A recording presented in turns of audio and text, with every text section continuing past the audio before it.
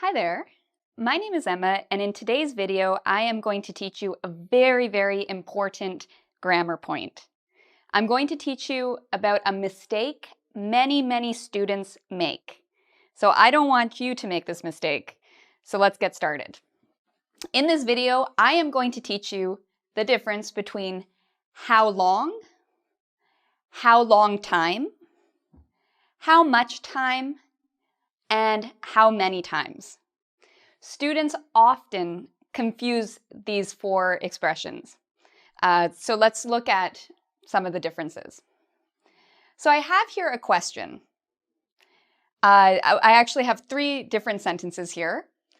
One of them is right, two of them are wrong. Okay, so let's look at these together. The first one, how long time have you been here? The second one, how long have you been here? And the third one, how many time have you been here? So one of these is correct. Which one do you think is right?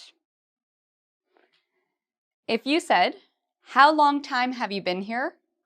That's incorrect. This one, it's wrong. Number two, how long have you been here? If you said this one, you are correct. This is right. What about the last one? How many time have you been here? This one is also wrong, but we can make it right if we add an S. So let's go over each of these so you can find out why some of these are wrong and why some of them are right. To get started, let's look at how long. So when we ask somebody how long, we are asking them about time. Okay, we want to know the amount of time for something. So for example, how long have you been here? I want to know maybe how many minutes. Or maybe I want to know how many hours you've been here. Okay? If I ask you, how long have you lived in England? An answer would be a number that has to do with time. You might say 5 years, 4 weeks, 2 months. Okay? So when we ask how long, the answer and what we want to know is about time.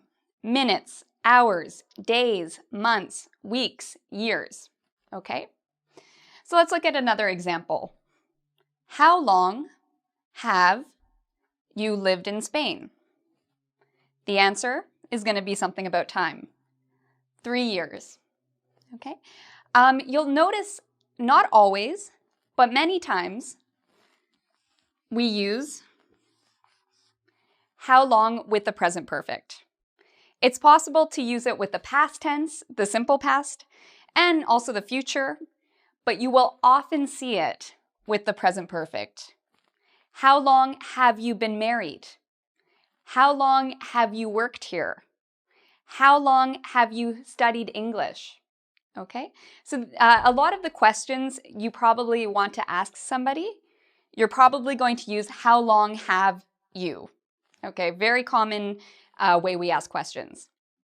So what about how long time? Can I say that also? Can I say, how long time have you lived in Spain? Or how long time did you sleep on the plane? No. If you're asking how long, you don't need the word time, okay? We never say in English, how long time.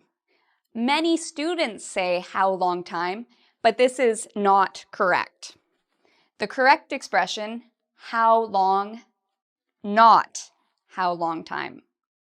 All right, so now let's look at how much time and how many times. Okay, so we've talked about how long, which is good, how long time, which is bad. Now let's look at how much time. I think this is why many students get confused.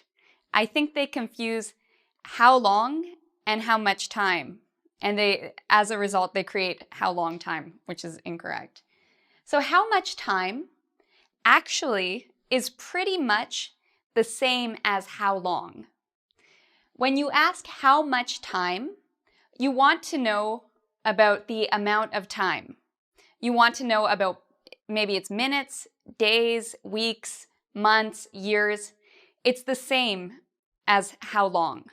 Okay, so for example, how much time does it take to get to work? I could also say, how long does it take to get to work? They have the same meaning. Or, how much time have you waited? How much time have you been in line for? Okay, so the answers to these questions are going to be about time. How much time does it take to get to work? For me, it takes 1 hour. How much time have you waited in line? I've waited in line 5 minutes. Okay, so for both how long and how much time, they're pretty much the same. In conversation, we usually use how long. Okay, you can use both, but native speakers are more likely to use how long. So if you're trying to decide, do I use how much time or how long is more natural and it's more common, okay? But they mean the same thing. Now, here is another area many students get confused. How many times? How many times is not the same as how much time. The words how and time are the same, but these have different meanings. First, before I tell you what this means, I want you to notice the word time and time here. With how much time, is there an S? No, there is no S.